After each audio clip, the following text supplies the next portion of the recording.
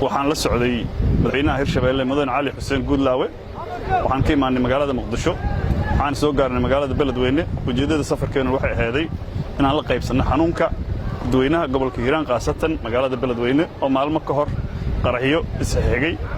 ay argagixisada iyo cadawga ummadda Soomaaliyeed ay ku xasuuqeen maanta aan wax kala isgalabsan oo fara badan hanti aad u fara badan ay ku baabi'iyeen waxaan rabnaa inaan fariinta aan rabo halka inaan ka gaarsiiyo waxay tahay cadawgu waxa uu idila damacsanaa sida uu wax idila damacsanaa Ilaahay wax idima gaarsiinin hal ujeedo ayuu leeyahay waxayna tahay inuu ida xasuuqo ida baaba'asho ida halaago go'aan kale ida karbaana waxay tahay intuusan ida halaagin inaad halaagtaan oo go'aankaas aad qaadataan runtii cadawgu waxyaaba uusan malaysanaynin oo uusan ku taamaynin ayaad kula dhaqanteen oo ah weligiis rajo kama qabin ama cabsi kama qabin qabiil Soomaaliyeed in uu inta ku hor yimaado oo heeriyadooda iyo gumaysiga ay ku haayaan iyo cadaawad oo ku haayaan inuu iska wajaho oo iska kor qaado heeriyadooda kuma tashanin waxaana tihiin qabiilkii ugu horeeyay ama deegaanka ugu horeeyay ee Soomaaliyeed oo si muuqata dadka Soomaaliyeed dagaal waa ku jiri jireen waana la ogyahay laakiin qolo si muuqata oo dagaalay oo dadka Soomaaliyeed tosh u daaray na muujiyay in cadawga la iska dhici karo ayaa tiin waan idinku habaleynayaa inta dhimanna waa sii dhameystiri doonaa haddii Ilaahay yiraahdo annagu ujeedadeenu ma ahan inaan isdifaacno oo kaliya oo aan ka saarno gobolka Hiiraan ujeedada aan rabno waxay tahay shabaab in Soomaaliya laga waayo halgankaasna sida hormuud uga tihiin reer Hiiraan haddaad tihiin aad hormuud ugu sii ahaataan annaga waxaan rabnaa midig kama maaranto waxaan u baahannahay wada jir waxaan rabnaa inaan diidno khilaaf iyo isqabqabsi waxaan rabnaa haddaad tihiin reer Hiiraan inaad madowdaan waxaan rabnaa haddaad tihiin Soomaali inaad madowdaan annaga maanta culaysku waa nasaariyaha maalin dhaweed hadal aan ilaa ayaa si xun loo fasiray annagu waxaan sheegay kow inaan dagaalka haddii gabar naga harayn aan la joojin doonin labo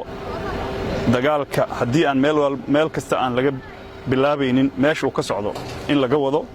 saddex waxaan sheegay inaan sii wadi karin oo ay macnaheedu tahay annagu inaan dagaal ka daalnay ma ahan waxay tahay xuduudo kale ayuu nala galayaa oo gobolka Hiiraan markii laga baxo xuduudo kale ayuu galayaa xuduudahaas kale ma gaari karno haddii aanan laga wada shaqaynin ama dadka degan uusan nala jaan qaadin waxaan ka wadnay intaasay aheeday waxaan rabnaana dagaalka in la iskaga jiro ma rabnaa aan ku dhiig baxnee in cadawga la soo afjaro waxaan ku kalsoonahay dadka Soomaaliyeed baraarugii laga rabay iyo dareenkii laga rabay inay leeyihiin maanta u diyaarsan yihiin inta dhiman ay u diyaar garoobi doonto gadaal laga ma kala haree Soomaaliyeed ka mahri doonto haddii Ilaahay yiraahdo waxaan rabaa inaan idin sheego saaxiib hadduu leeyahay dagaalkan waa dawladda federaalka oo hogaaminayo madaxweyne Xasan Sheekh Maxamuud iyo xukuumadda saaxiibka kala baato waa saaxiibadeena shisheeyaha ugu horeeyo Mareykanka iyo ciidanka xoogga dalka Soomaaliyeed oo iskaashanaya saaxiibka saddexaad waa dawladda deegaanka ee Soomaalida ee Itoobiya oo hogaaminayo madaxweyne Cagjar saaxiibka kaleetana waa dadweynaha waxaan rabaa markii inaan sheego halkaan inaan hilmaami doonin laba qolada annaga u baahan na codsi u jeedinayna iska kaayna dhigatirta oo iska kaayna indhatirta oo nagu daawata culayska uu cadawgu nagu haayo qoladaas ma hilmaami doono iyo qolada annagoon u baahanin oo codsi u dirsanin na soo kaalmaysay oo waxna tartay kuwaasna waxaa ugu horeeya dawladda deegaanka Soomaalida ee hogaaminayo Mudane Mustaf Cagjar waana ugu mahad celinayaa sida shalay gurmadka hiili hooba noo soo gaartay aan maanta kaaga baahannahay cadawgana annaga iyo idinkaba isku si ayuu noo saameynaya waan ogtahay cadawgu meesha uu idinka soo duso oo idinka soo galo oo idinka qashqashaado ama uu rabo inuu idinka dumiyo waa deegaankeena meesha aan joogno aan ku celino na aan inta kala dhameystirno waxaan idinka rabnaa xuduud kale ma nihin marka ay timaado la dagaalanka shabaab waxaan idinka codsanaynaa hiil iyo hooba waa idinka rabnaa cudud military aan idinka rabnaa mid kastaan idinkaga baahannahay dadka Soomaaliyeed oo kaleeto aan baaq u jeedin waxaan rabnaa inay gacan ka geystaan ka soo qabo Puntland waa state Soomaaliyeed oo weyn oo ciidamo aan 7,000 ama 10,000 ka yareen leh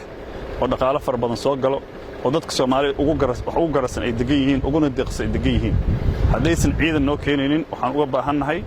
xoolaan uga baahannahay ciidan uga baahannahay gaadiidaan uga baahannahay wax kasta oo hiil iyo hoob aan uga baahannahay Soomaalida kale oo nagu wareegsanna wuxuu waa nabad haddaan anagu daalno biri idinku aad daashaan maalin boqolo ay qabsadaan waxaas wax shaqeynaya maahan mid Soomaali anfacaysan maaha gacmo wada jir wax ku gooyaan cadowga maanta uu nugul yahay maanta aan isla wada dilno si uusan qofba maalin u dilin